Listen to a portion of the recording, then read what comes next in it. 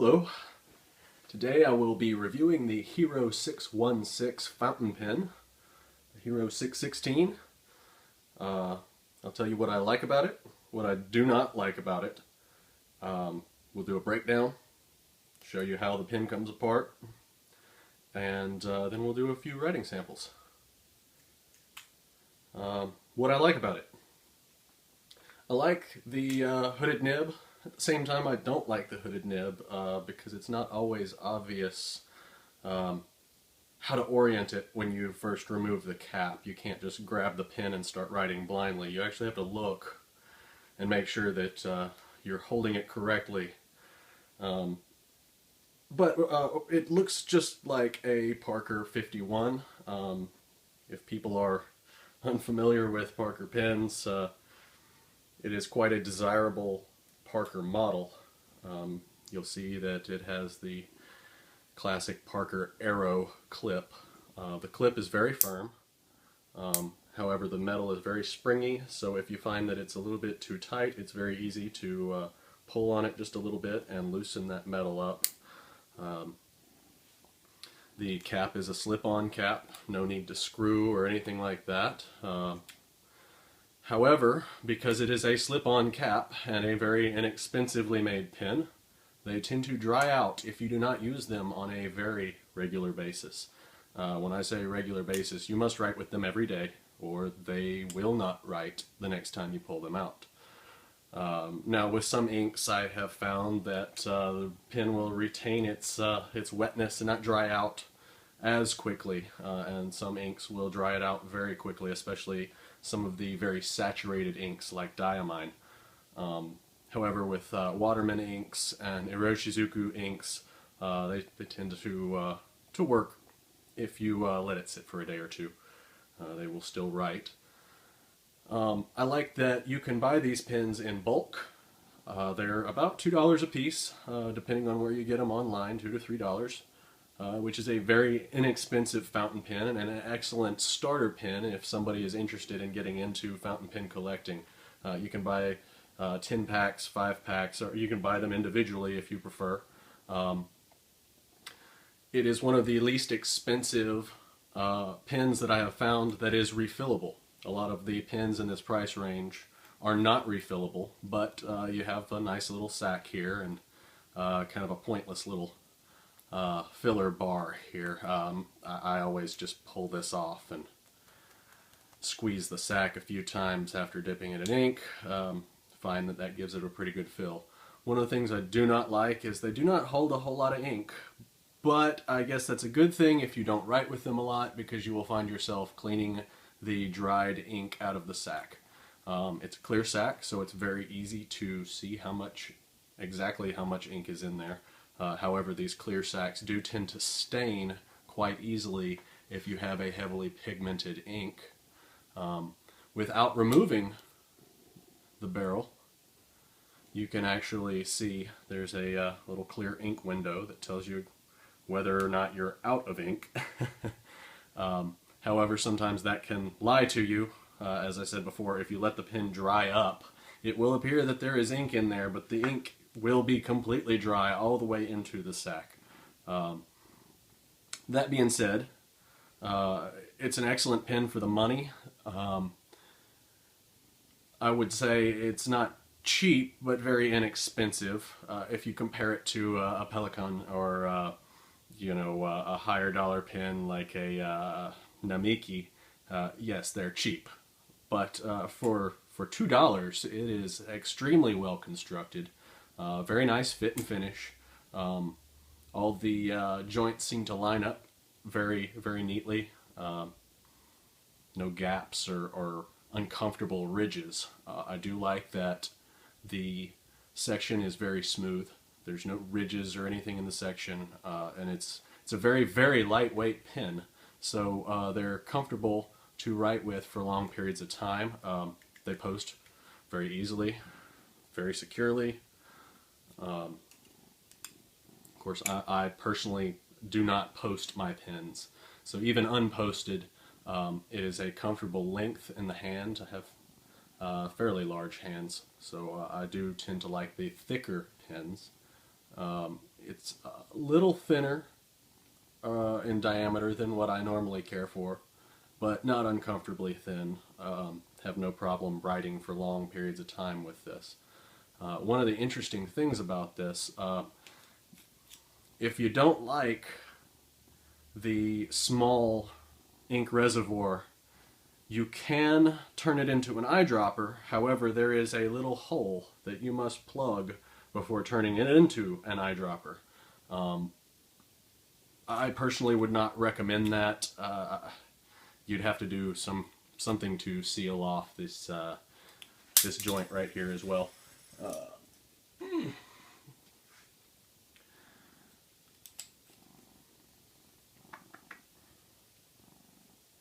Interesting thing about the hole in the back of the barrel here.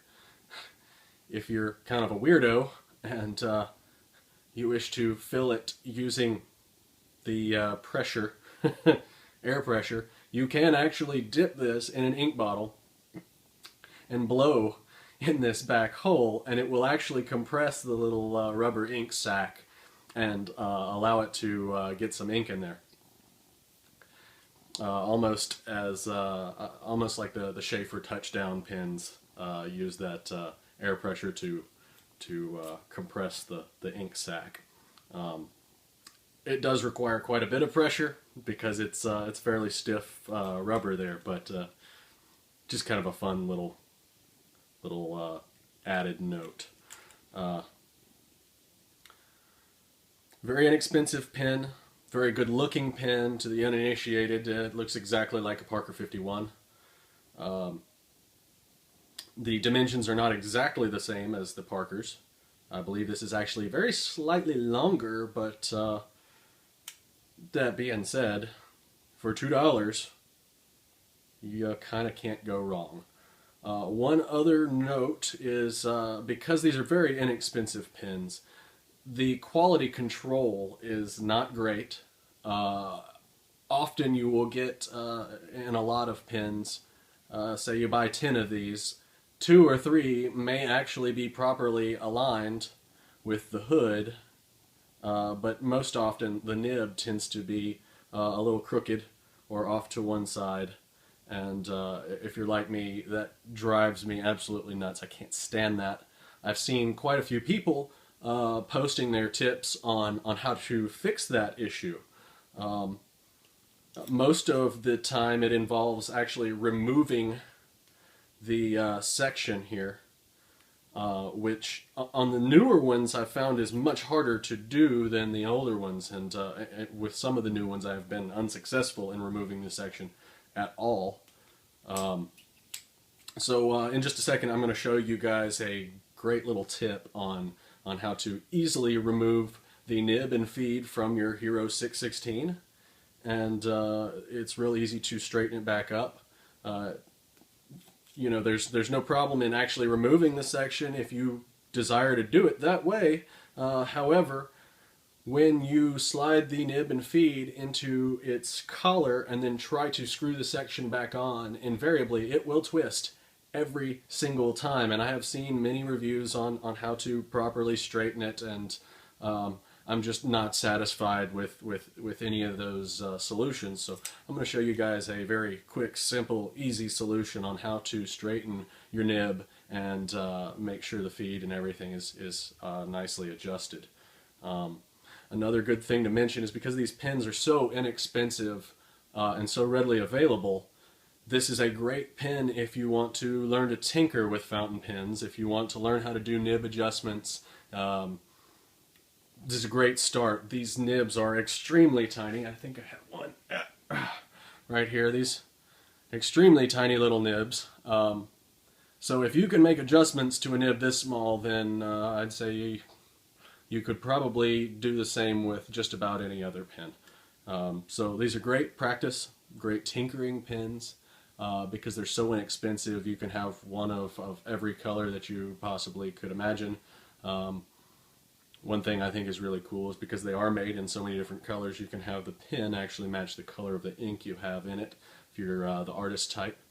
Another interesting thing about the quality control of these pens, because they vary from one to another so much. I have had some nibs that were just absolutely horrible, that had such a defined sweet spot that they were almost unusable, because every time you pulled it out to write, you had to find that specific little angle, that perfect angle to hold the pen at. And so if you do buy a 616 for the first time, I suggest you buy several, because chances are the first one you buy is going to have a horrible nib, or there's going to be something wrong with it that you don't care for.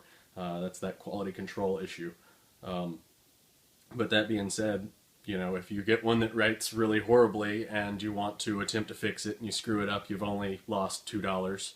And if you fix it, well, now you have a $2 pen that you've just made write like a $50 pen.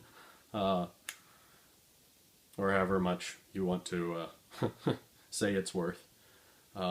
Regarding the quality control, I've had a different experience with every single nib on every hero I have tried.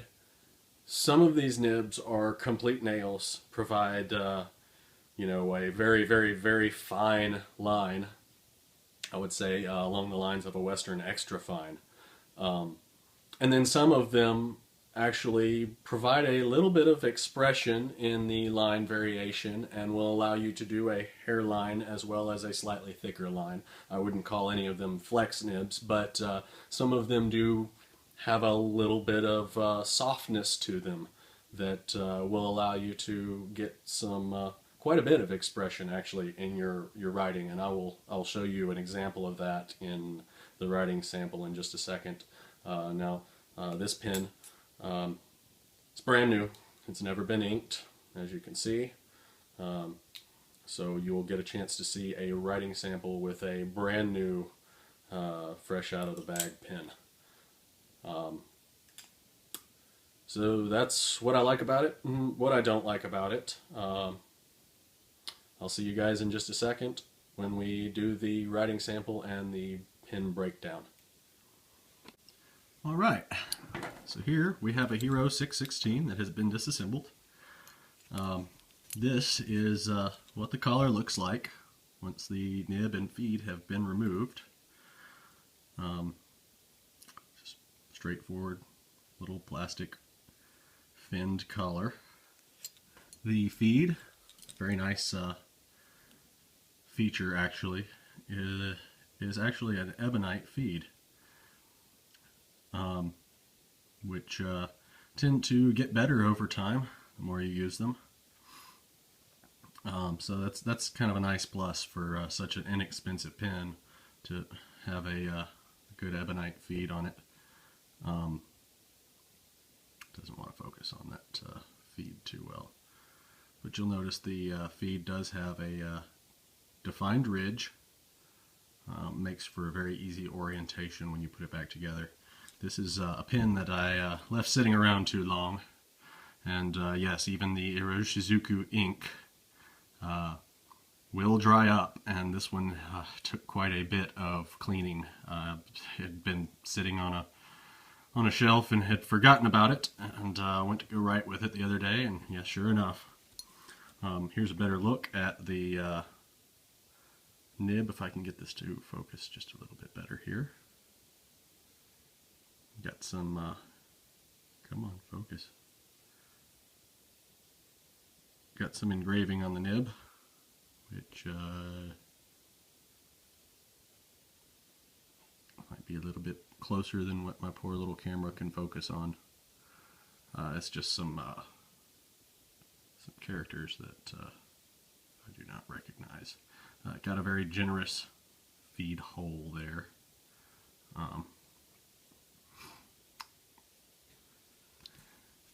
The sections are not always easy to pull off. This is an older model 616, and didn't have too much trouble removing the section. I did have to soak it in some hot water to get the hood to come off, but wasn't all that big of a deal. Alright, let me move this over here to the side, It is not completely dried yet, and I probably need to soak it some more. And we'll go to our quick disassembly here.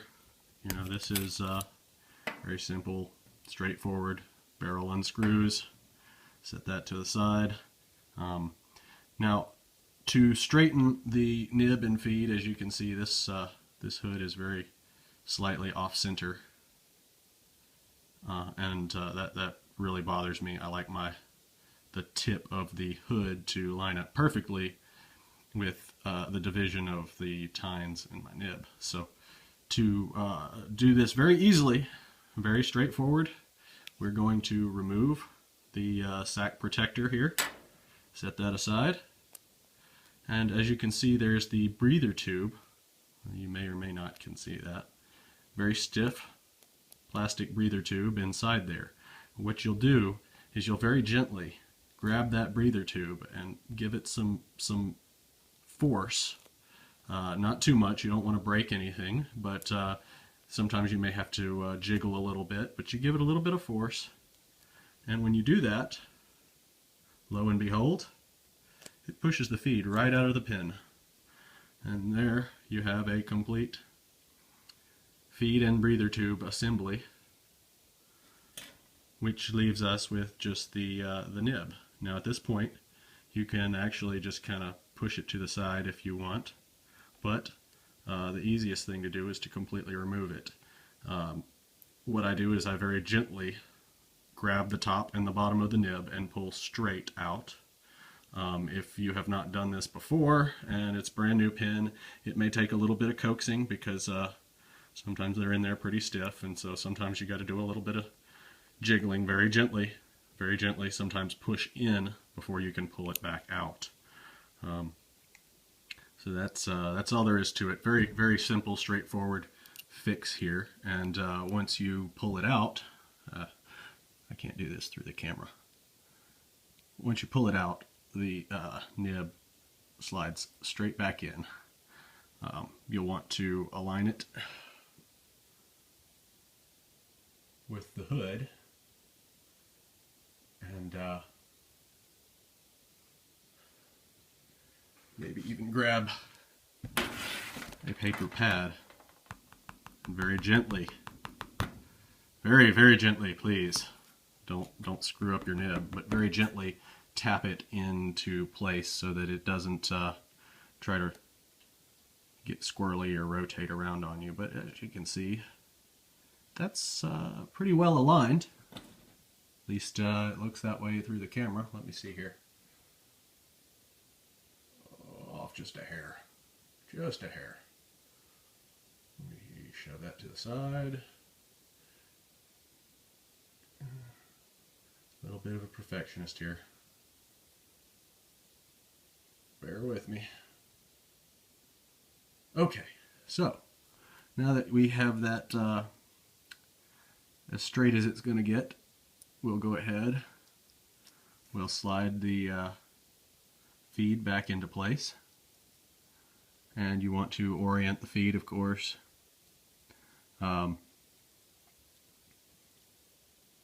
This particular feed does not have much in the way of a slit along the top where the ink feeds. It's there, it's just very hard to see, especially with this camera. But you'll just slide it into place, and using your thumb, just kind of line it up as best as you can. Give it a little gentle shove with the tip of your fingernail to set the feed into place. Just a little gentle shove. It doesn't take much. And now you have a straight nib. It's ready to go. We can go ahead and put our little, well, you know what, I haven't written with this pen before, so we'll use this to do one of our writing samples.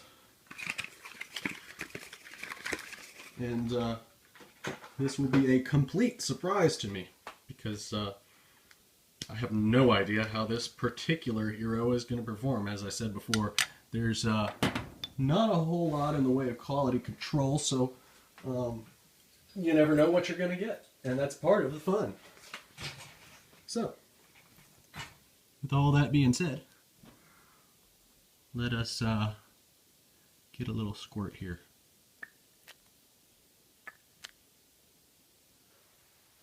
We'll just give it 2 little squeezes. We don't need to fill it up all the way, because I don't know if I'm going to even like how this pen writes. I may have to do some modification to it. So I'll go ahead and dry off the feed here using Encre Bleu Serenité. Sure, I just butchered that, but yeah, I don't speak French, so I'm sorry if anyone has been offended by that. Alright, so we got that assembled.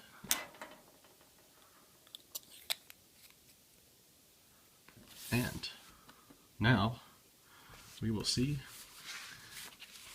how it writes. I'm using Rhodia paper, just a Rhodia lined pad, using a little bit of a backing because I like to have something secure, something that's not soft, so that I get a little better idea of how the pen actually writes. So let's give this a shot.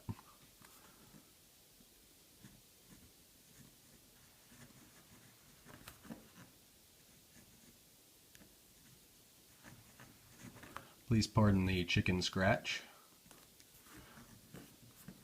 This is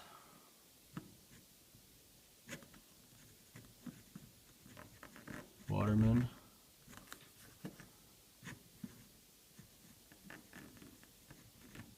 Serenity Blue. I'm going to get a little bit better angle here. At least attempt to. There we go. Waterman Serenity Blue, and this is in a Hero 616. Let's see if this one provides me with any little bit of line variation. No. No line variation.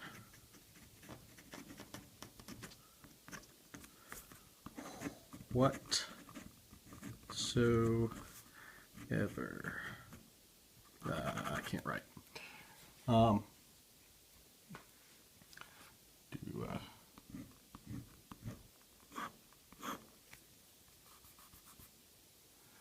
Fairly dry feed, at least this one is, but as I said, there is not much in the way of quality control. So you might get one that has an extremely wet feed, you might get one that has an extremely dry feed. This is actually seems to be right about in the middle of what I have found with most of them. This particular nib is kind of hard, a little bit scratchy, probably would benefit from a little bit of smoothing. But it's given me a nice fine line. This is not what I would consider to be an extra fine, maybe like a Japanese medium. Yeah, this one is actually getting wetter the more I use it. Wetness.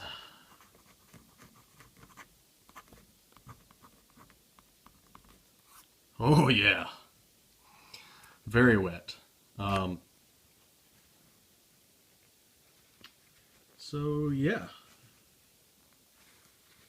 that is the Hero 616.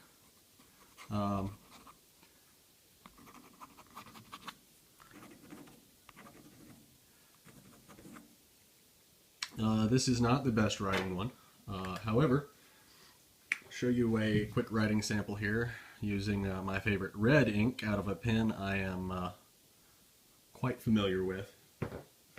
Use fairly often, and you'll be able to see some of the line variation here with this, assuming it writes, because I have not used it in quite a little bit.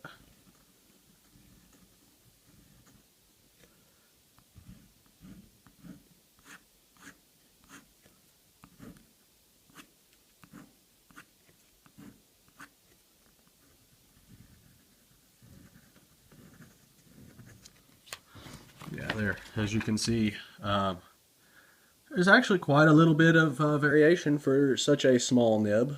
You can draw very, very, very fine lines, very fine little hairlines. Or if you give it just a little bit of pressure, you'll get a little bit thicker line.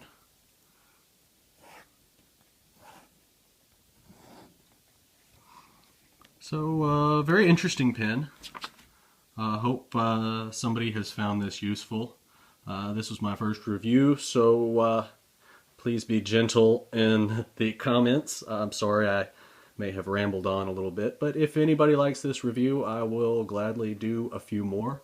There's been quite a few pens that I've been wanting to do some reviews on. Yeah, that's about everything I had. Thank you for watching, and have a wonderful